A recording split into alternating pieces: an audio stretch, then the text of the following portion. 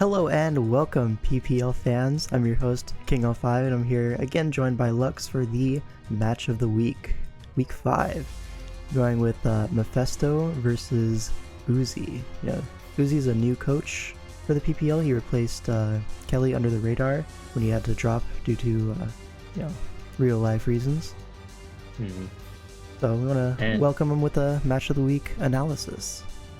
Exactly, and on the other side we have Mefesto, who is currently 3-1 going into this week, doing very well for himself. Took an unfortunate loss last week, but is looking to bounce back versus Uzi. For sure.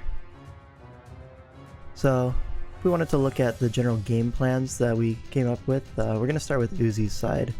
So, Sneasler, we notice, is like really strong, but there's a whole slow row right there. So how are you going to get past the slow row? There's a few ways you could do it. You want to... Yeah. So we came up with two main different ways that you could do it.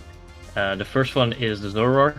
The Zoroark obviously can disguise itself as the Sneasler, bait in the Slowbro, and take it out that way.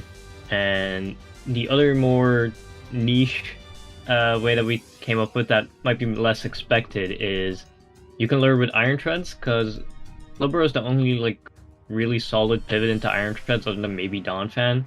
But we have something in mind for Donphan later as well.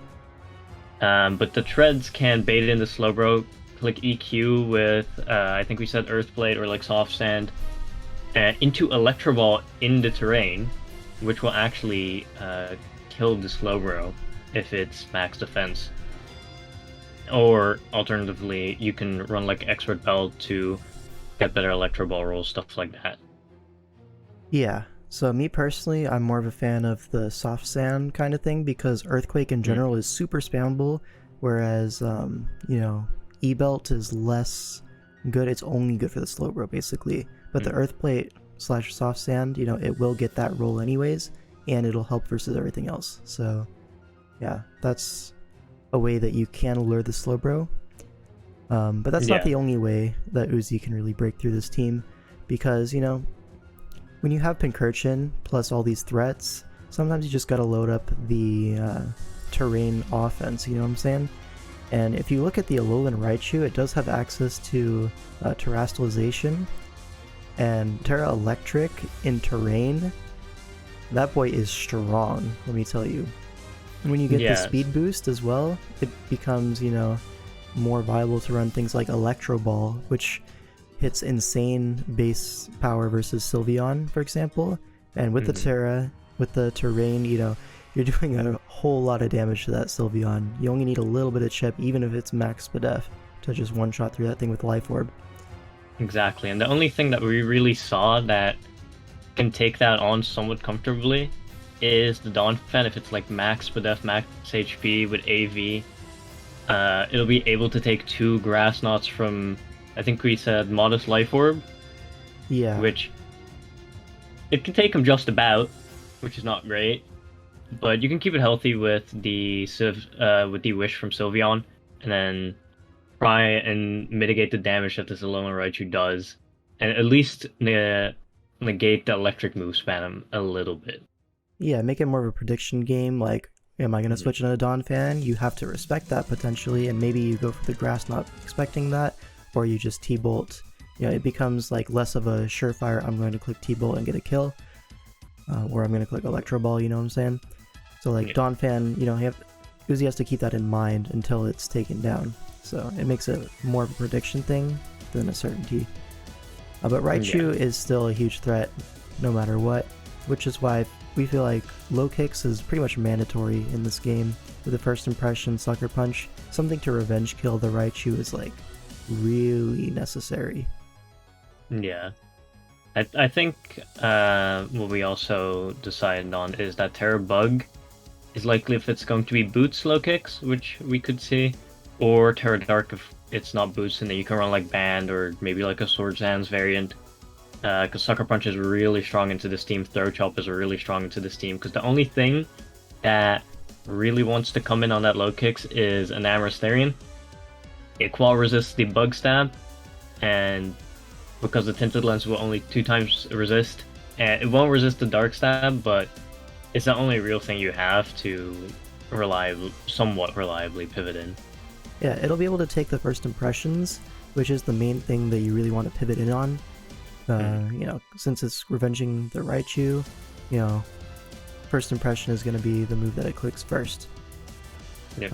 So pivoting in on that is nice. Then Enamorus, you know, it can also chip away at the Sylveon, the Donphan, you know, stuff like that.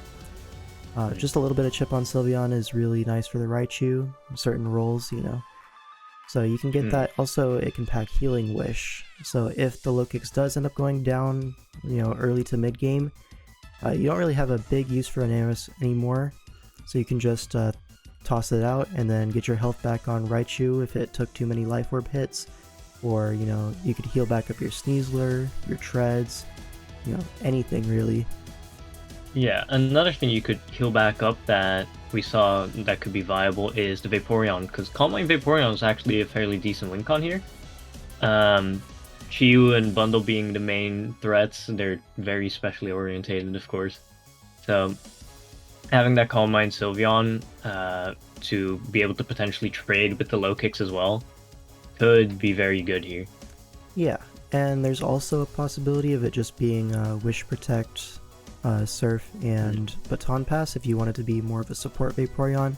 You know, pass those wishes into Treads, get that slow Baton Pass into Raichu with Terrain up, you know, because it's not the easiest mon to get in, but that is one way to do it, you know. But Calm Mind is one of the nicer win cons that Uzi has. It's very hard to kill, but it is susceptible to something like an Encore Iron Bundle. If you're Encored in versus Iron Bundle, you know, something's probably going to have to get sacked in that situation. So that's pretty much big danger, you know? Yeah, and to highlight some of the threats on Mefesto side as well, the bundle, as we've mentioned a few times now, is very strong here. There's no good resist to its double stab of Freeze Dry and Hydro Pump. Like, it would have to be like predictions with the Vaporeon, maybe I guess like the Mesprit or like Pasho Iron Treads, something like that. Try and revenge it with the Sneasler, but there's not much that can come in on that. Yeah, for sure. Something like the Vaporeon, which can take like 1 Freeze Dry, maybe even 2 if you're like super Spadef. It's not really doing anything back though. Like Bundle will naturally resist your Vaporeon Surf, and like other coverage moves are just not that strong, you know? Yeah. Other than that, low kicks we've highlighted a little bit. Terra Dark is very strong. Terra Bug we've mentioned. Another mon that's very strong here is Chiyu in a sense. It is very good offensively, but it does get revenged somewhat easily.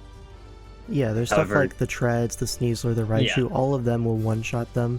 Raichu only in Terrain, and Treads does need the Terrain speed boost to outspeed if it's Scarf Chiyu, but, you know, in general, Chiyu is able to be revenged relatively easily compared to most Chiyu matchups.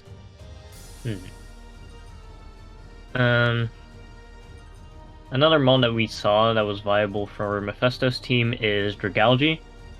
We think it's like okay. It can somewhat deal with the Sneasler, can somewhat deal with the Enamorus, maybe stop the electric spam from the Raichu a little bit as well. Come in on the Picarchin, but hard to bench any of the other 6 that we feel are viable here. So I don't think we think it comes, but it could be a bring for Mefesto for sure. If you were gonna bench anything, it might be the Donphan, but I'm not sure about that. Regardless, though, Dragalge, it's really hard. Dragalge does have merit here. You could be Pyapa Berry to serve a similar function to Donphan in stopping the Raichu. It just naturally checks Sneasler, Enamorus, Vaporeon, Pincurchin. Like, it's really good against all those Pokemon. Not great into Treads, but you know, you take what you can get. Yeah, and you can still like Hydro Pump it or like Surf it. Yeah, anything. It gets coverage moves. It's just not the most favorable, like natural 1v1. Sure, for sure. So, one thing about Mefesto's team is we really wanted to highlight the 3-mon defensive core, Sylveon, Slowbro, Donphan.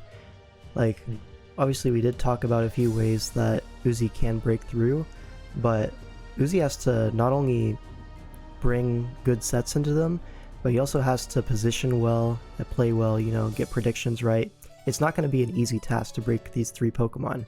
You know, they kind of cover everything in a sense. You know, you're going to have to do some combinations to weaken it into a range of another Pokemon, but by default they can just kind of sit around and wall Uzi's team, you know, get some Hyper Voices off from Sylveon, throw off some Earthquakes, you know, stuff like that.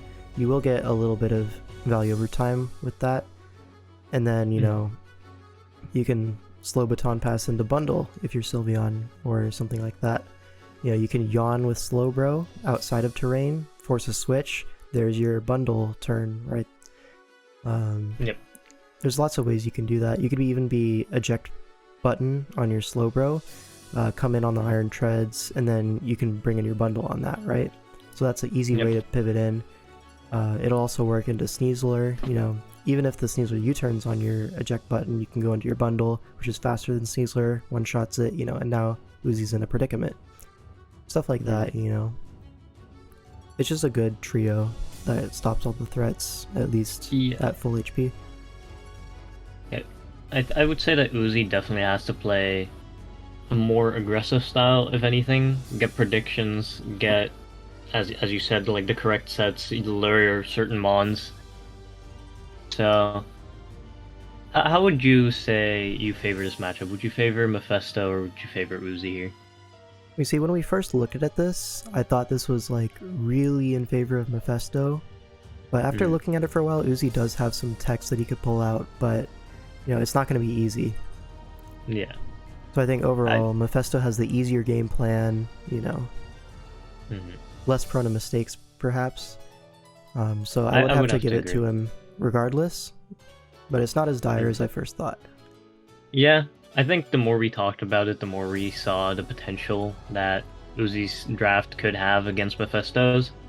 And I definitely do agree that there's certain techs that can be pulled out, and it's not as dire as we initially thought it would be. Yeah, alright. Anything else you wanted to bring up, or are we about ready to wrap it up? I think we are about ready to wrap it up. Alright, well, thanks for watching. As always, check out all the coaches in the description, subscribe for more content, you know the drill. Leave a like. Hit that bell, you know.